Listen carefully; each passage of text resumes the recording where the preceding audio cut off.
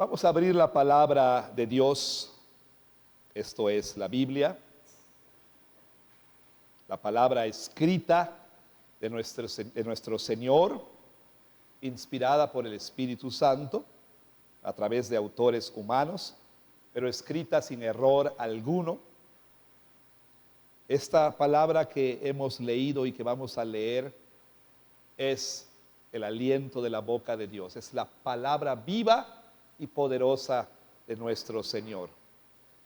Y vamos a regresar entonces a la primera carta, la primera epístola, como hemos dicho, la primera epístola canónica del apóstol Pablo a los Corintios, después de una temporada, la temporada decembrina, después de los festejos y celebración de la Navidad. Estamos de regreso en la primera carta de Pablo a los Corintios, lo que pues me da mucho gozo. Y por favor entonces busque y encuentre la segunda lectura del día de hoy, es decir, Primera de Corintios 6, del 9 al 11, la cual, para aquellos de ustedes que han asistido y que asisten regularmente a la iglesia, ese pasaje, esa escritura, ese pasaje ya ha sido hasta cierto punto expuesto anteriormente. Es ahí donde nosotros terminamos y pausamos para la temporada navideña.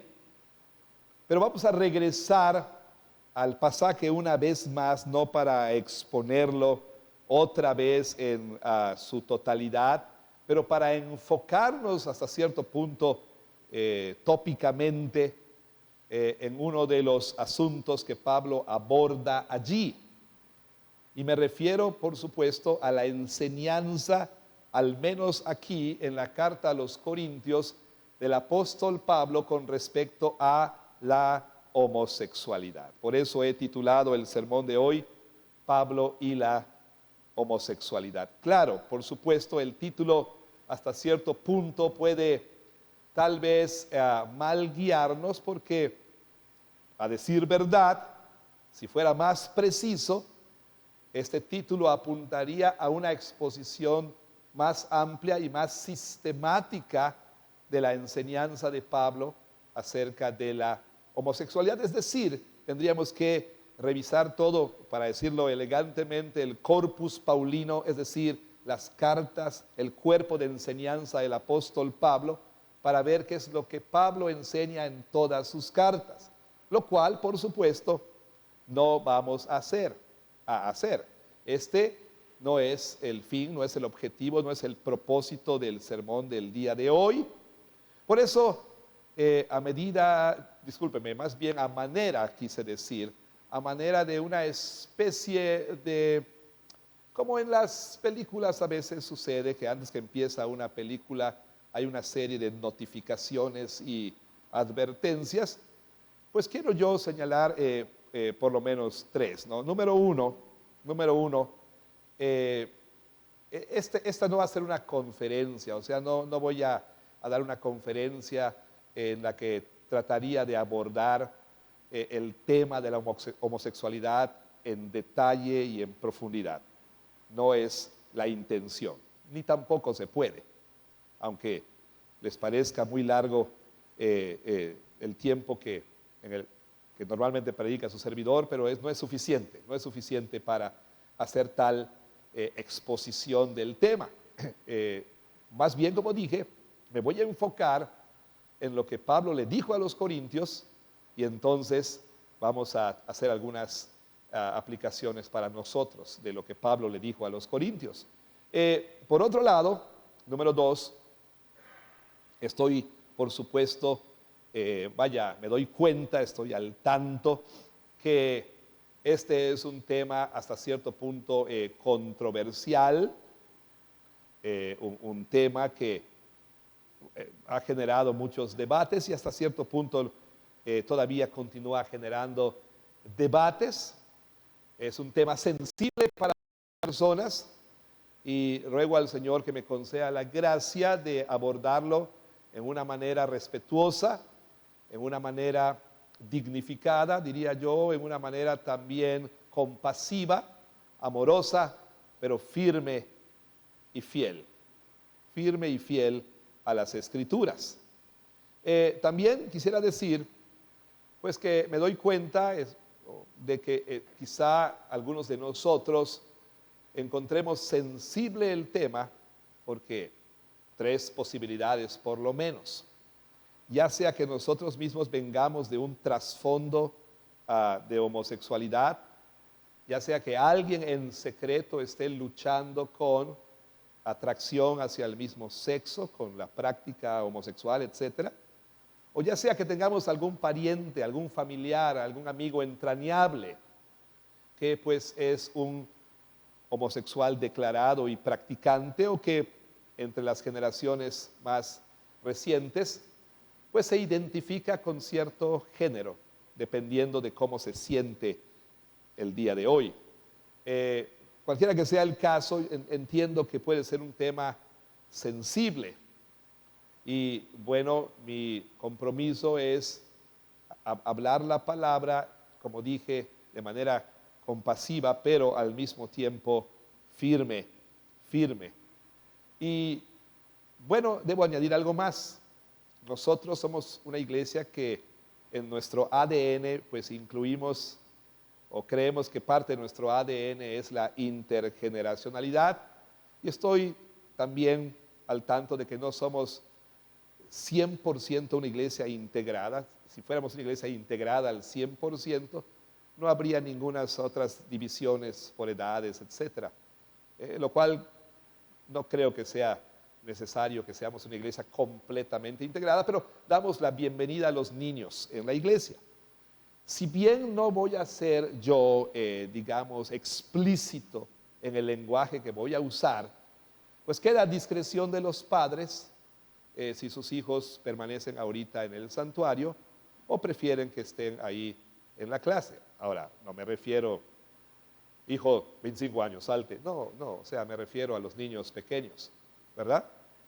Entonces eso queda a discreción de los padres. Nada más que yo les digo que lo que voy a decir lo han oído en una manera vulgar, explícita, en muchos lugares. O sea que no es nada extraño para ellos. Pero aún así, respetamos lo que los padres decidan en ese sentido. ¿De acuerdo? Entonces no voy a ser explícito en cuanto a lo que voy a decir, pero sí, quizá los padres prefieran ellos tener esa conversación con sus hijos. Bueno, habiendo dicho tal cosa, una vez más, le pido que abramos la Biblia en Primera de Corintios, si no lo hemos hecho, capítulo 6, versículos del 9 al 11. Vamos a pedir la bendición de nuestro Señor. Vamos a orar.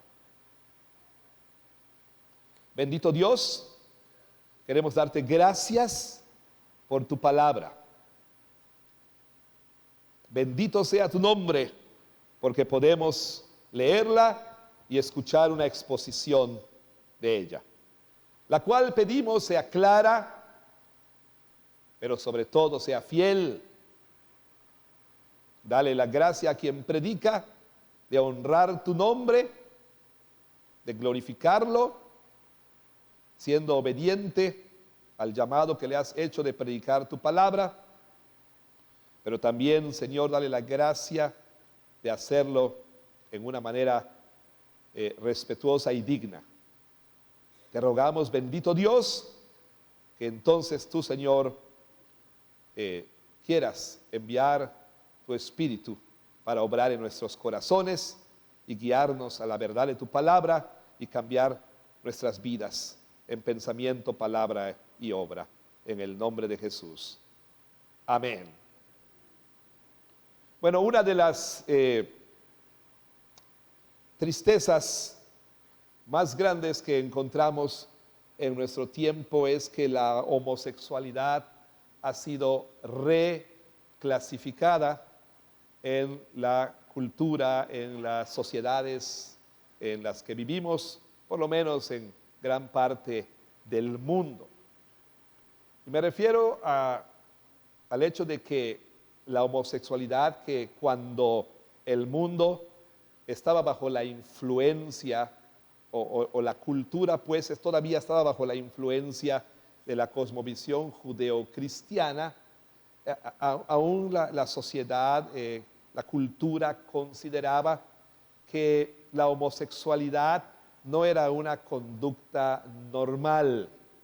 Quizá no usaran el término pecado, pero aún en la cultura se hablaba de la homosexualidad en esos términos.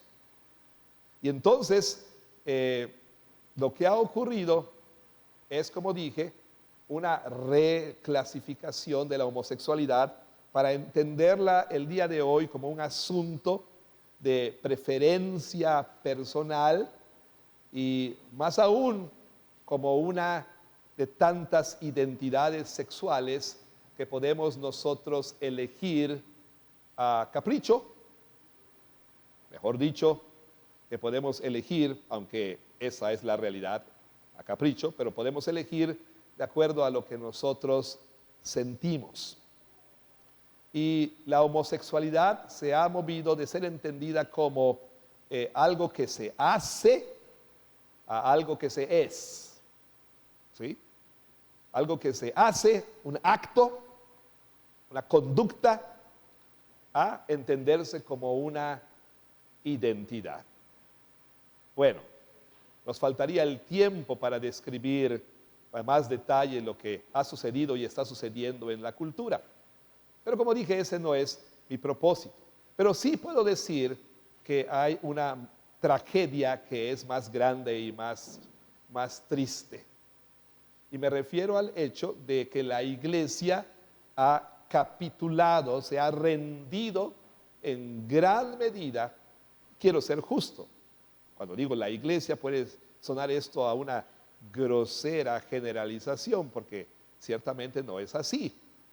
Pero cuando digo la iglesia me refiero a que grandes sectores de la iglesia, como dije, han capitulado, se han rendido a la cultura. Es decir, por muchos factores, la iglesia ha cedido a la presión cultural, de tal manera que la reclasificación de la homosexualidad no solamente se encuentra ahí afuera, sino también dentro de la iglesia misma. Es decir, no es raro y cada vez es más frecuente que pastores, teólogos, profesores de seminario, denominaciones enteras, ministerios para eclesiásticos e iglesias locales, el día de hoy no solamente acepten la homosexualidad como algo normal, sino también, como dije o como aludí, muchas iglesias con orgullo ondean la bandera multicolor en días marcados, en temporadas y fechas marcadas, las cuales, verdad sea dicha, cada día son más. Antes había un día del orgullo gay, ahora es todo un mes. Y si usted revisa algunos calendarios oficiales, por ejemplo, en distritos escolares como el de California, usted podrá ver que el año escolar está lleno de festividades LGBTQ+,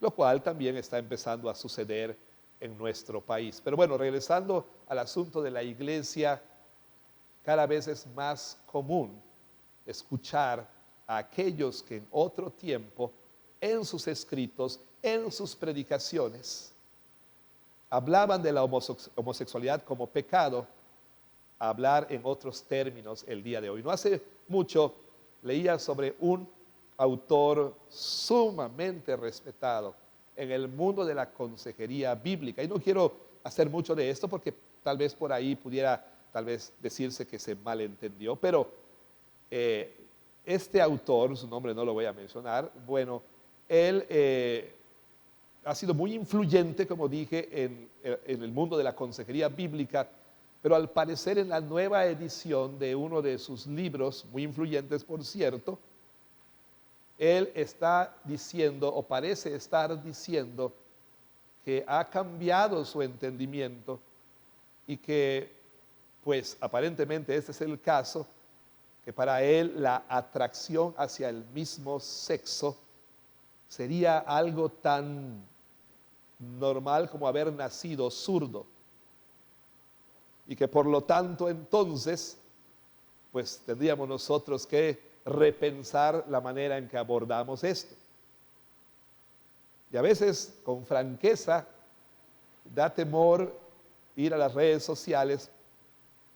¿Por qué? Porque, bueno, probablemente vamos a escuchar a otra celebridad cristiana, a otro autor cristiano, a otro pastor, a otro erudito, a otra denominación, capitular a la cultura.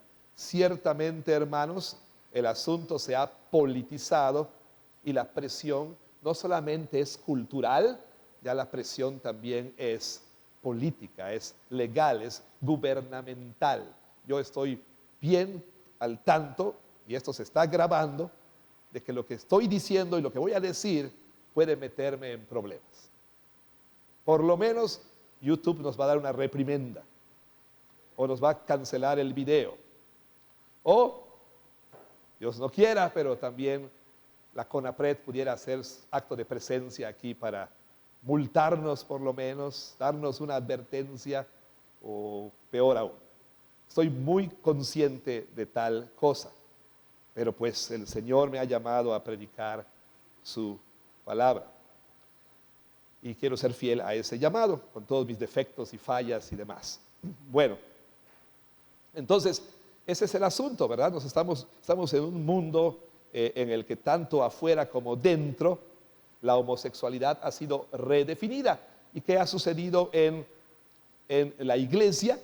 Lo que ha sucedido es que, bueno, lo podemos resumir para acabar pronto en dos grandes, digamos, opciones que la gente tiene. ¿Y a qué me refiero?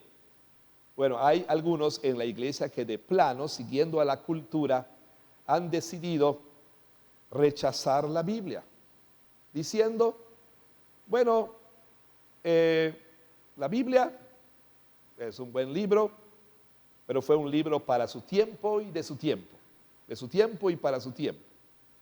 Entonces la Biblia habló a situaciones del pasado, pero la Biblia no habla a las nuevas situaciones.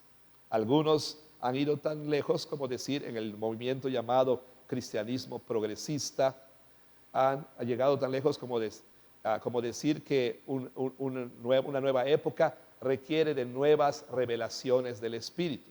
Esta sí es revelación, pero ya pasada, ya antigua, ya arcaica, ya caduca. Esta no es relevante para nuestro tiempo. Por supuesto, hay quienes van todavía más lejos a decir, es un libro muy bonito, pero no es palabra de Dios y por lo tanto no es normativo para nosotros.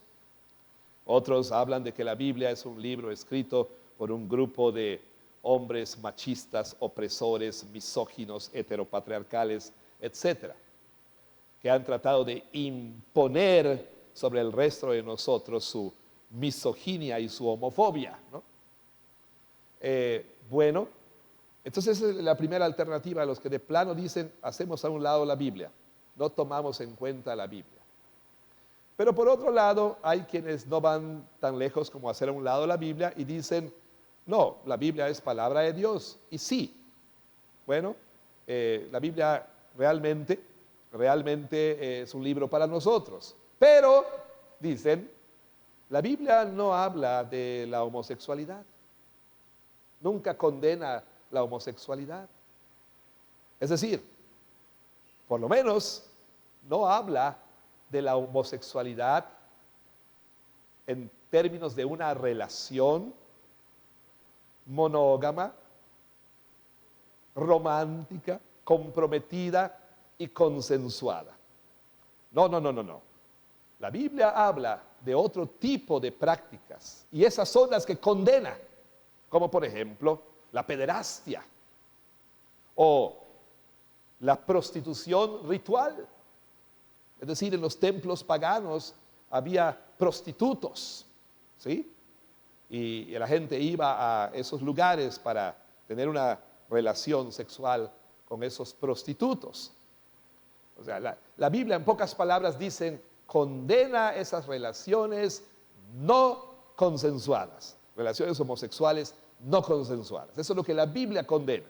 Pero la Biblia jamás se opone a la relación de dos personas que se aman y que se comprometen en matrimonio, o por lo menos a vivir una relación de amor comprometida, monógama y consensuada. ¿Qué quiere decir esto? Quiere decir que los dos están de acuerdo, que nadie está forzando a nadie a hacer nada. Eso es lo que algunas personas dicen, es lo que algunos eruditos bíblicos mucho más inteligentes que yo y más conocedores que yo argumentan. Ellos dicen, con base en malabares gramaticales, sintácticos, lingüísticos y demás, quieren hacer que la Biblia diga lo que la Biblia no dice. ¿Y qué es entonces lo que la Biblia enseña? Bueno, como un todo, la Biblia enseña que la homosexualidad es pecado.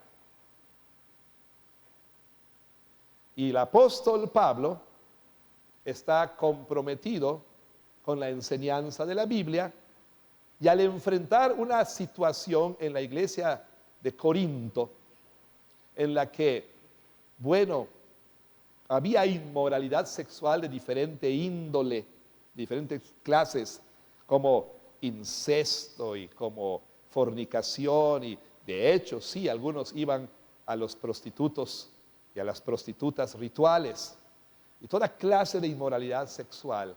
Entonces el apóstol Pablo lo que hace al enfrentar esa situación no es otra cosa más, o no fue otra cosa más que enseñar las Escrituras y aplicar la enseñanza de las Escrituras a la situación que él enfrentó en Corinto. Y cuando hablo de enseñar las Escrituras y de aplicar las Escrituras, ¿a qué me refiero? Por supuesto, principalmente a la enseñanza de la revelación del Antiguo Testamento. Como veremos de manera sencilla y breve, lo que Pablo dice está en línea y es consistente con la enseñanza de las Escrituras. La Biblia está unificada en su postura con respecto a este asunto. Y también lo que el apóstol Pablo dice, o quizá debe ser al revés, pero lo voy a decir así, está en conformidad y está en línea con el testimonio de la iglesia a lo largo de casi toda la historia de la iglesia. El testimonio, la postura de la iglesia como un todo ha cambiado recientemente, ¿sí? En años recientes, pero a lo largo de la historia, sí, obviamente ha habido siempre algunas excepciones, pero el consenso mayoritario en la iglesia ha sido consistente a lo largo de la historia de la iglesia. Es decir, que la iglesia ha creído que la Biblia enseña que la homosexualidad es pecado. Ahora, yo entiendo que quizá algunos de nosotros acá podamos decir, bueno, pastor, eso ya lo sabemos, pero el asunto es que esto quizá sea lo que hermanos mayores opinan aquí y piensan, así piensan, pero tenemos que pensar también en las generaciones que vienen detrás de nosotros, que por lo menos quizá, tal vez no lo digan, tal vez no se lo dicen a usted, tal vez mis hijos no me lo dicen a mí, pero por lo menos quizá empiezan a cuestionar la postura de la iglesia, diciendo, ¿no será que la iglesia exagera? ¿No será que en verdad hemos malentendido la Biblia? ¿No será que de verdad no hemos sido una iglesia amorosa, una iglesia compasiva? Y los más chiquitos, estos desde que nacieron, su líquido amniótico ha sido un mundo de diversidad, tolerancia, etcétera. Es decir, desde chiquititos ellos han comenzado a ser adoctrinados en este asunto. Desde chiquitos han estado recibiendo mentira tras mentira tras mentira. Y tal vez porque los vemos en la iglesia, tal vez porque los vemos participando en la iglesia y hablando la jerga bíblica, damos por sentado que ellos creen lo que nosotros creemos con respecto a la homosexualidad. Pero sabe, a veces podemos darnos podemos tener algunas sorpresas cuando vamos a las redes y vemos las redes sociales de muchos jóvenes de iglesia que ponen like a alguna publicación, que comparten las publicaciones de otros, y otros más demuestran su apoyo abierto a cuestiones de aborto, de género, etc. Entonces, nosotros tendríamos que tomar muy en serio, y espero que vengan comercial el sábado a la clase para padres, porque vamos a hablar acerca del catecismo cultural que están aprendiendo los niños. Pero bueno, entonces quizá algunos digan, pues, pastor, esto ya lo sé, la homosexualidad es pecado, next, ¿qué sigue? Vamos, otra cosa, ¿para qué pasar tiempo en esto? Bueno, este es mi propósito. Yo ruego al Espíritu Santo que los que creemos tal cosa podamos ser movidos por el Espíritu a tener tal convicción, ¿sí? De modo que actuemos en consecuencia, que podamos hablar la verdad en amor. Pero también mi propósito es llamar a aquellos que profesan ser cristianos a alinear y a conformar su pensamiento a las Escrituras. Y por último, si alguno aquí estuviera luchando en secreto con este asunto, yo quiero decirle que de una manera compasiva y respetuosa podemos ayudarle en su lucha. ¿Por qué? Porque como el apóstol Pablo, creemos que la gracia de Dios puede transformar las vidas por más rotas que estén, homosexuales y heterosexuales. Bueno, entonces, habiendo dicho tal cosa en esos minutos aquí que me quedan, quisiera entonces comenzar siendo muy enfático en decirles qué es lo que el apóstol Pablo no está diciendo y que no dice en ningún otro lado. ¿Qué no dice nuestro texto? Pablo no está diciendo que la homosexualidad es el único pecado o el peor de los pecados, si es un pecado muy serio y que tal vez se cuece aparte, pero no digamos es el peor de los pecados, ni tampoco está diciendo que es el pecado imperdonable. A Pablo se le ha acusado de homofóbico. De hecho, pensaba ponerle ese título al sermón. ¿Es Pablo un hombre homofóbico? Pero bueno, no, decidí no hacerlo. Se le ha acusado de ser un homofóbico. Pero note usted, por favor, que el apóstol Pablo no nada más habla aquí de la homosexualidad, habla de varios pecados, ¿no es verdad? Por supuesto. Él nos da una lista aquí cuando él dice, ¿no saben que los que practican la injusticia no heredarán el reino de Dios? Y entonces da una serie de ejemplos. Lo dijimos en su momento cuando expusimos el pasaje. La lista no es random, no es al azar, no es lo que se le ocurrió al momento. Pablo fue muy puntual en poner estos pecados aquí. ¿Por qué? Porque eran cosas que estaban siendo practicadas dentro de la iglesia. Varios tipos de inmoralidad sexual, como ya dije, incesto, fornicación y también, adulterio y homosexualidad. Varios tipos de inmoralidad. Entonces Pablo no está aislando y señalando a la gente homosexual como los únicos pecadores. No, Pablo está hablando también de y a otros pecadores. Vamos a usar esa terminología que pues viene más bien de entendimientos quizá no bíblicos, heterosexual, pero es lo que se dice, ¿no? Pablo está hablando también de pecadores heterosexuales aquí. Entonces, Pablo no es un homofóbico que se ensaña con los homosexuales. Por otro lado, también es importante entender, por supuesto, cuando hablamos de lo que Pablo no está haciendo aquí, Pablo no está diciendo que el homosexual está condenado al infierno y no tiene remedio.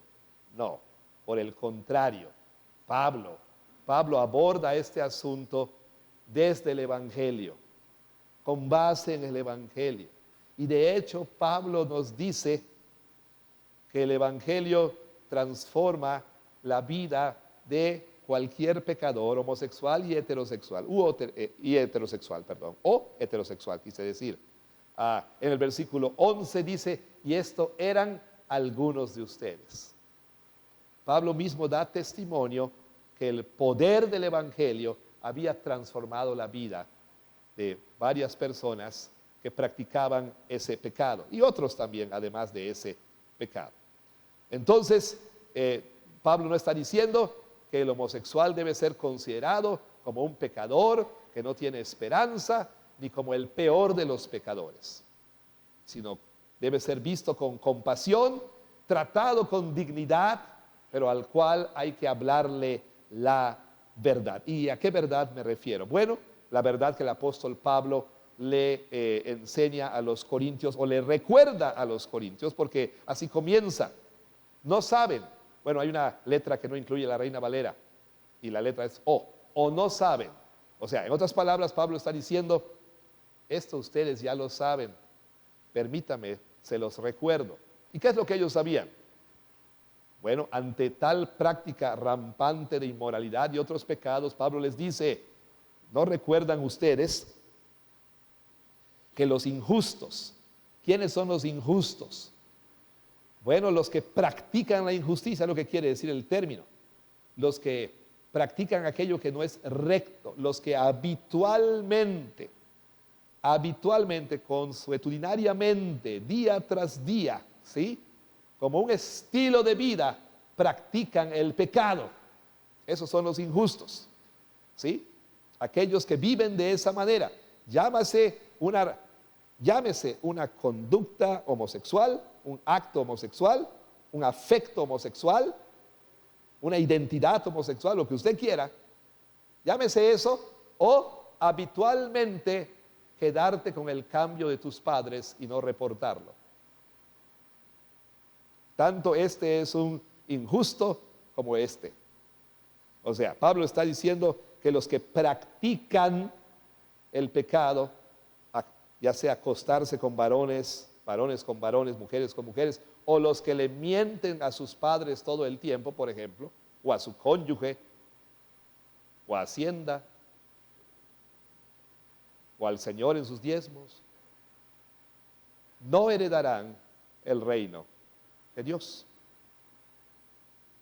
O sea, es importante que entendamos esto. Pablo categóricamente dice que la homosexualidad es pecado. Cuando él se entera que en la iglesia de Corinto había gente de que practicaba estas cosas, estas inmoralidades, y en particular la homosexualidad, como decían los niños, Pablo no responde diciendo celebremos, qué bueno que saliste del closet, vaya, qué bueno, vamos a celebrar. No, Pablo es categórico y les dice que nadie les engañe. La Reina Valera dice no erréis, o no cometan el error de pensar que otra cosa. No, que nadie les engañe. Los que practican tales cosas no heredarán el reino de Dios. Lo voy a decir de una manera más categórica, ¿sí? Pablo, como dije, no está aislando a los homosexuales. Está hablando de todo pecador, pero quiere que ellos entiendan y quiere ser muy claro que la homosexualidad es pecado. Entonces, Pablo está diciendo lo siguiente: en el cielo no habrá adúlteros no arrepentidos. En el cielo no habrá mentirosos no arrepentidos. En el cielo no habrá ladrones no arrepentidos. En el cielo no habrá chismosos no arrepentidos. En el cielo no habrá pendencieros no arrepentidos. Y en el cielo no habrá adúlteros, como dije, no habrá consumidores de pornografía no arrepentidos. En el cielo no habrá groseros no arrepentidos. En el cielo no habrá borrachos no arrepentidos. Y en el cielo no habrá homosexuales no arrepentidos.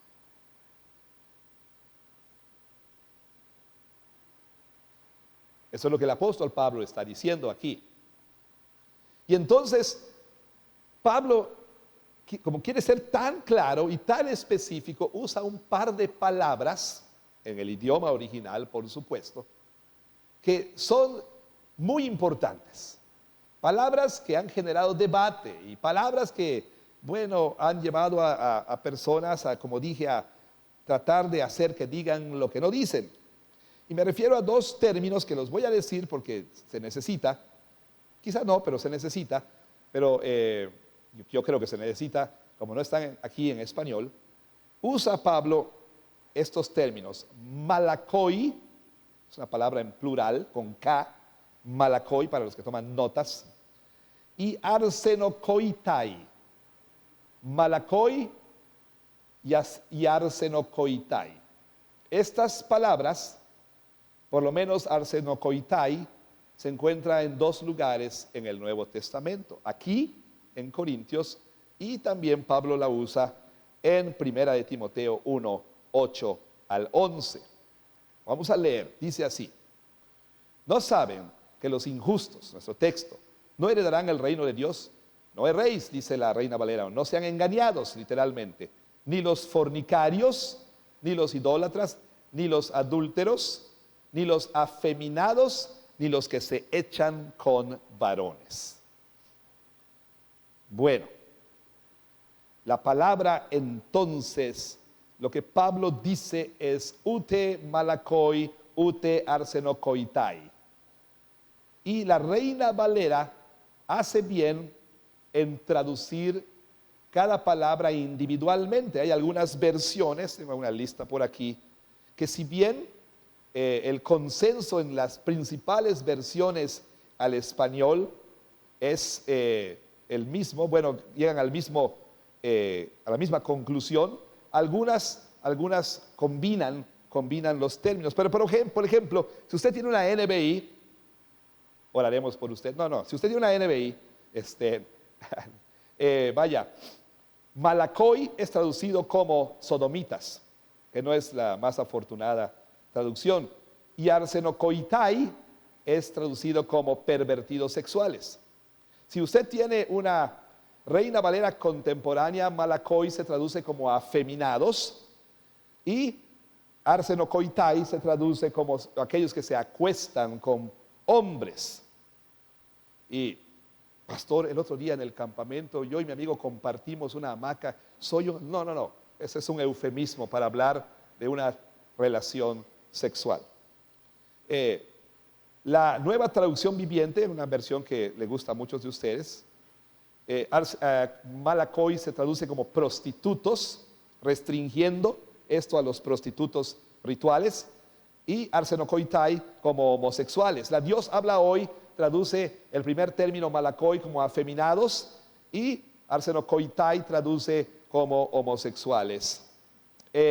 Una más, la traducción en lenguaje actual, malakoi, afeminados, arsenokoitai, hombres que tienen relaciones sexuales con otros hombres. Bueno, vea usted que en términos generales hay consenso en la traducción de los términos. Ahora, ¿qué significan malakoi y arsenokoitai?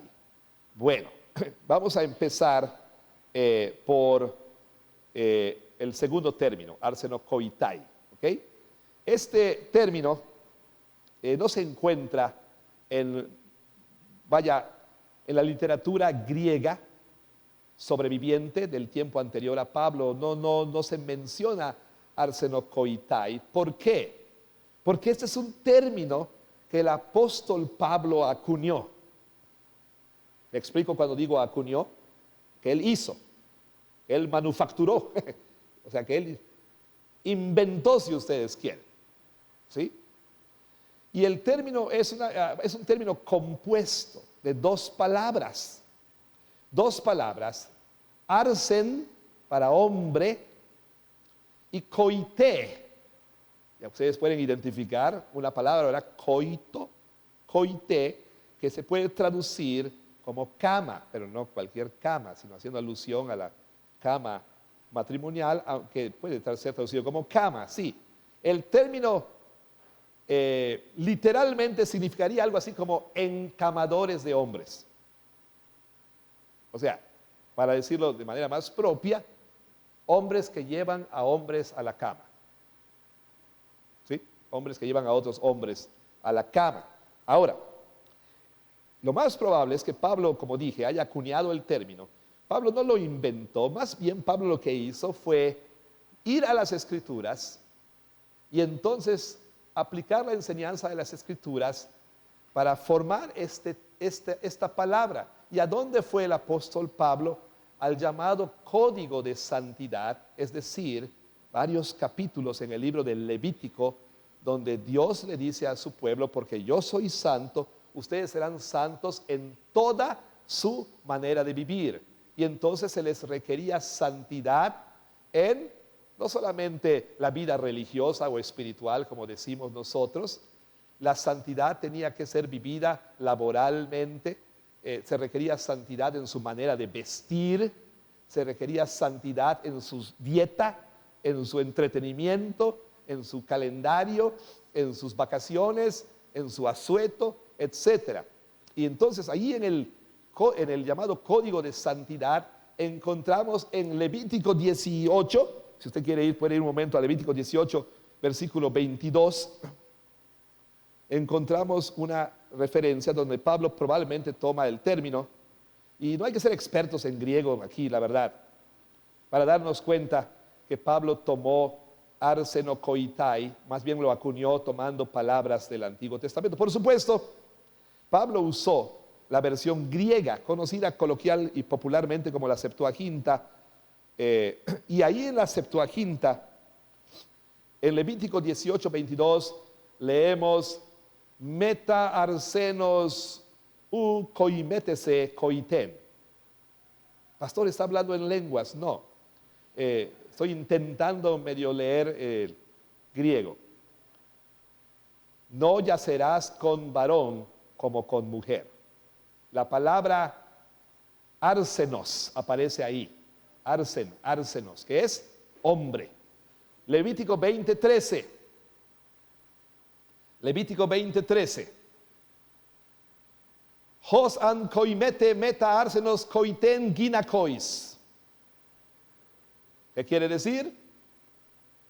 Que va a morir cualquiera que yaciere con varón, así como lo hace con la mujer. El término que aparece ahí es koiten. Koiten. Entonces Pablo toma arsenos o arsen y toma la palabra koiten, las junta y forma un nuevo término, arsenokoitai, aquellos que se yacen con hombres, que se llevan a la cama a hombres, que tienen actos sexuales con hombres. Quiere ser muy específico, para que no anden diciendo por ahí que está hablando él de, nada más de los pederastas, o está hablando de los prostitutos. No, cualquiera, dice Pablo, que lleva a la cama a un varón. Eso es un eufemismo para hablar de cualquiera que tiene una relación sexual con un varón. Bueno, así entendemos arsenokoitai, tiene ese significado básico de hombres que tienen sexo con otros hombres. Hombres que están en prácticas y conductas homosexuales, los actos vergonzosos que Pablo describe en Romanos 1:27, cuando dice que se encendieron en su lascivia cometiendo actos vergonzosos, arsenes arsenin, hombre en hombre, hombre con hombre, dice el apóstol Pablo. Y él quiere que no tengamos lugar a dudas. Bueno, ¿y qué es del otro término? Malakoi. Malakoi es el plural de malakos. Y la Reina Valera lo traduce así, versículo 9, los afeminados. La Reina Valera traduce arsenokoitai como aquellos que se echan con varones. Malakoi es traducido en la Reina Valera como los afeminados. Ahora, palabra muy debatida también. La palabra literalmente, bueno, hay por lo menos el diccionario estándar griego del léxico del Nuevo Testamento dice que hay dos usos de la palabra malakos, y uno es vaya, significa ser suave, ¿sí? Suave. Como por ejemplo, una tela suave. Ay, qué suavecita está esta tela, ¿verdad? Como sabemos nosotros que las mejores camisetas para dormir son las que reparten en las campañas políticas, ¿verdad? Esas suavecitas, ¿no? Aunque tengan huecos y, como decimos coloquialmente, balazos, ¿no? Pero son las más ricas para dormir. ¿A poco no? ¿Sí? Bueno, tela suavecita. ¿Quién quiere dormir con una camiseta de terlenca? ¿No? Bueno, nadie, ¿verdad? Pero, no, con algo suave, suave al tacto. Y la palabra malakos es alguien que es suave al tacto. Pero también la palabra significa, y puede significar, quizás lo más gráfico que voy a decir, ser pasivo en una relación con una persona del mismo sexo. El activo y el pasivo. Los dos son homosexuales, aunque el otro se diga que él es hay términos coloquiales para eso, pero no lo voy a decir, y que el otro sea el otro, ¿no? Como dije, si hay niños aquí, literalmente lo que significa, lo más gráfico que voy a decir, la palabra es muy gráfica, es aquel que es penetrado. O sea, ¿ok? Es lo que está diciendo aquí el apóstol Pablo. Bueno, entonces, algunos argumentan que por extensión podemos entender que Pablo está hablando de los afeminados, y es posible que también Pablo esté condenando el ser afeminados, pero de ninguna manera Pablo está diciendo que si un hombre es, pues, como decimos coloquialmente, fino, y le encanta ver comedias románticas, o le gusta cocinar, o no sé, tal vez no le gusten los deportes, por el contrario le gusta el arte, toma clases de alfarería, cultiva sus bonsáis. O sea, no necesariamente esa persona es considerada un homosexual. Hay que tener mucho cuidado con ciertos estereotipos. Jacob y Esaú. Jacob, hombre de casa, él veía el gourmet para nuevas recetas, veía sus TikToks para nuevas recetas, no TikTok no porque es malo, pero veía YouTube para buenas recetas, etcétera, le gustaba cocinar. Y Esaú, hombre, el típico hombre así, el estereotipo del hombre, viril, como el estereotipo setentero, ¿no? Velludo, ¿verdad? Así como Burt Reynolds, y recio, el hombre Malboro, ¿no? De aquellas épocas, ¿verdad? Vaya, hombre recio, fuerte, así brazo fuerte para que apriete, ¿no? Estereotipos. Hay que tener cuidado con eso. Pero por otro lado, tampoco seamos prestos a despedir la idea de que un niño afeminado pudiera tener un problema. ¿Sí? A veces podemos juzgar. Una ocasión, uno de los hijos de la familia, una de las cuñadas, andaba en el tocador de su madre pintándose, y la mamá pega el grito al cielo y lo regaña y dice: ¿qué estás haciendo? ¿Por qué estás haciendo? Mamá, soy un payaso. O sea, ya estaba ya pensando otras cosas, pero tampoco vayamos nosotros al otro extremo de pensar que si el hijo lo vemos todo el tiempo muy finón y con modales y manerismos, o sea, hay que tener cuidado también. Simplemente es lo que estoy diciendo. Pero volviendo al punto, y con esto voy empezando a encaminarme hacia el final, Pablo es muy puntual, es lo que quiero que ustedes y yo entendamos, es muy gráfico, ¿sí? De hecho, acuña un término para que nadie ande diciendo que él estaba enseñando, no. Si la pareja esta de hombres, como los dos rinocerontes de la Edad de Hielo, de la película de la Edad de Hielo, ¿verdad? Si la han visto,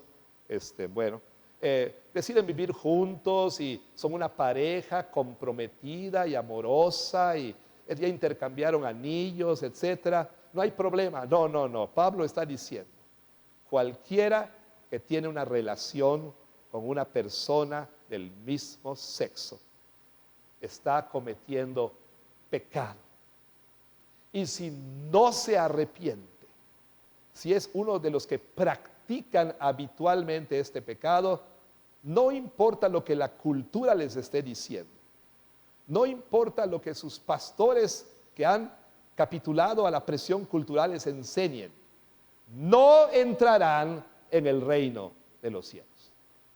Pablo es muy categórico, muy categórico, y por eso usa estos términos. Por lo tanto, entonces, Pablo, habiendo enseñado esto a su iglesia, de manera consistente con la enseñanza de Levítico, por ejemplo, y siendo consistente cuando le enseña a los romanos, entendemos nosotros que esta es la enseñanza de la Escritura. Quiero ser claro, la homosexualidad, ya sea la práctica y la identidad homosexual, es pecado. Es pecado. La atracción hacia el mismo sexo es pecado. Yo entiendo muy bien que hay personas que pueden experimentar lo que ahora se llama disforia de género.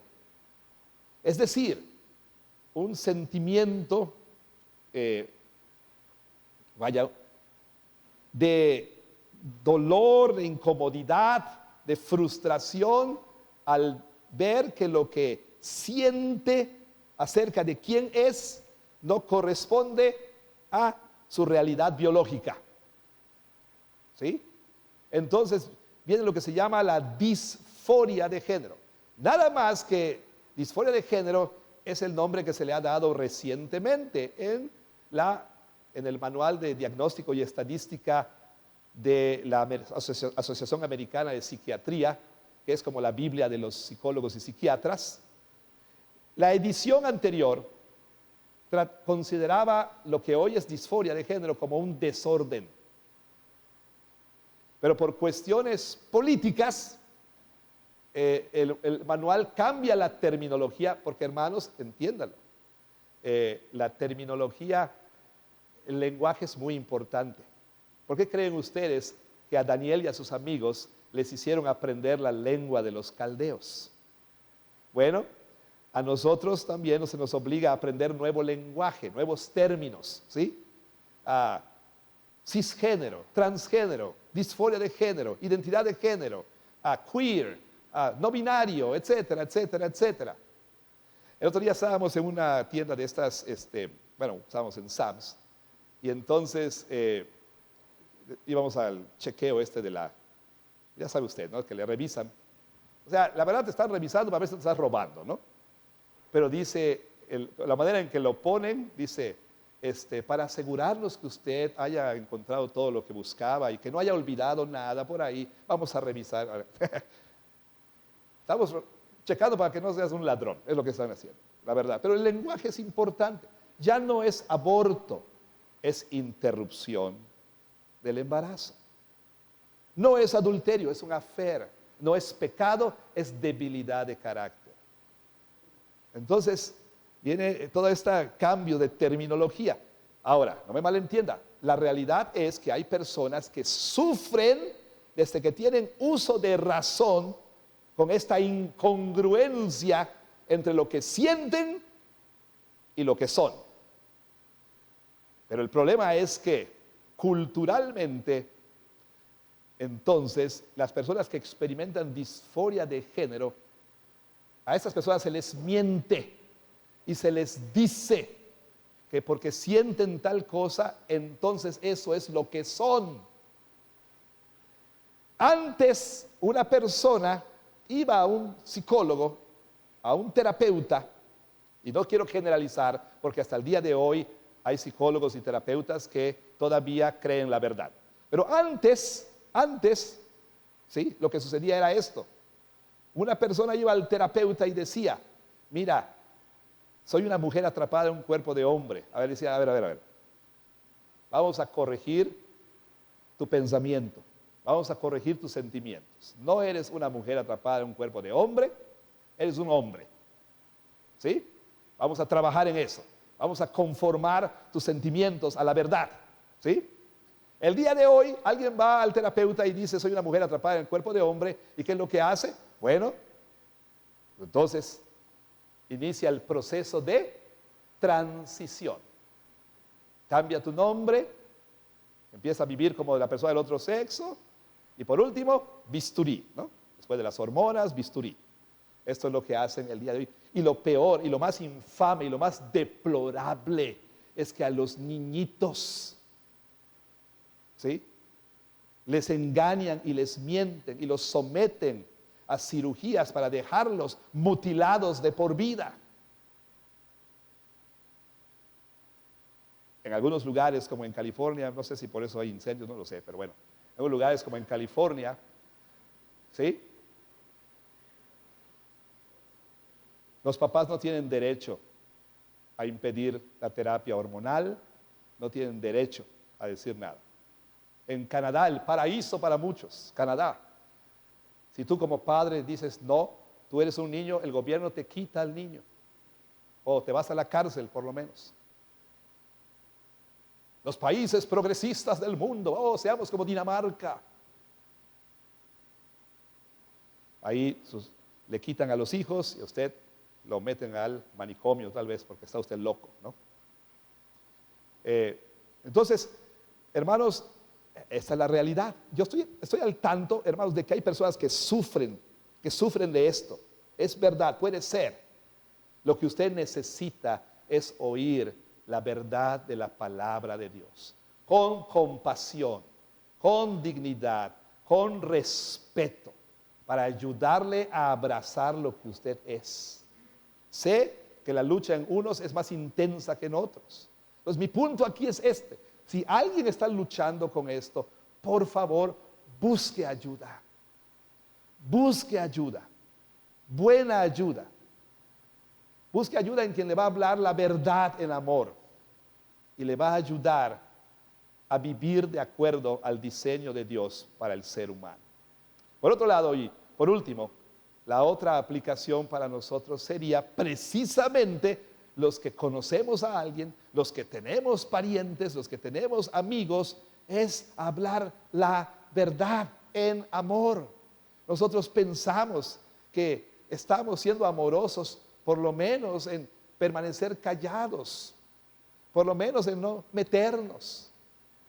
Pensamos que estamos siendo personas amables y personas bondadosas si nosotros afirmamos la decisión de un amigo, de un pariente o de un hijo, de un nieto de ser aquello que no es. Pero la Biblia nos manda a nosotros hablar la verdad. Yo sé que va a ser duro para los maestros que trabajan en el sistema escolar. Va a ser duro para los médicos, para los psicólogos. Va a ser duro para la gente que trabaja en el servicio público. Todavía ayer orábamos por el calendario de oración que tenemos por la iglesia perseguida, por un hombre en China, puso un nombre ficticio, es Ho, que decidió renunciar a su trabajo como maestro para no ser infiel al Señor. Y ahora no tiene trabajo. Entonces nos piden que oremos para que el Señor le provea. ¿Por qué? Porque sabía que iba a tener que negar la fe en su trabajo. Yo sé que es duro para ustedes, hermanos. Para el pastor es fácil porque trabaja entre puros que creen lo mismo. Pero para usted que está ahí afuera, sé que es duro, sé que es difícil. Pero Dios nos ha llamado a creer la verdad y a defender la verdad y a proclamar la verdad. Hermanos, la iglesia ciertamente ha ido a extremos. La iglesia ha hablado verdad sin amor. Ha sido dura, ha sido burlesca, ha sido falta de compasión. Sí, es cierto. La iglesia también ha participado en denigrar y hacer escarnio de los homosexuales. No todos, pero en muchos.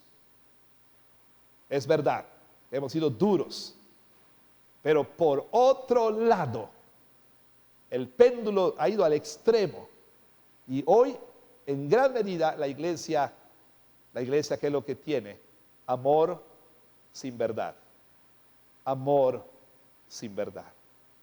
Y al hacer esto estamos mintiéndole a la gente. Pablo dice, no saben que los que practican estas cosas no heredarán el reino de Dios.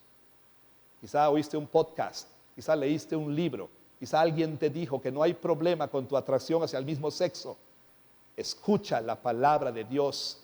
No vas a heredar el reino de Dios. No hay tal cosa como gay cristiano o cristiano gay, así como no hay tal cosa como adúltero cristiano o cristiano adúltero. Entonces tienes que arrepentirte hoy mismo y buscar ayuda. Pero usted y yo también somos llamados el día de hoy a arrepentirnos quizá, de avergonzarnos o de, con tal de no ser cancelados y rechazados, no hablar la verdad. Arrepintámonos y vengamos a la mesa del Señor para pedirle que en su gracia nos fortalezca para hablarle a ese amigo que lo vemos afeminado tal vez, miembro de iglesia, afeminado tal vez. Hablarle la verdad a esa persona, a mi nieto, a mi hijo que ya se declara no binario. Hablarles la verdad en amor. Dios quiera que nosotros, como el apóstol Pablo a los Corintios, también podamos hablar la verdad. ¿Y sabe qué es lo más hermoso? Que el evangelio transforma. Pablo dice, esto eran algunos de ustedes. Dios quiera que veamos la iglesia de Jesús con más historias de gracia, de personas que fueron homosexuales, que fueron adúlteros, que fueron fornicarios, que fueron borrachos, que fueron maledicientes, que eran, pero que han sido lavados y santificados y justificados en el nombre del Señor Jesús. Amén.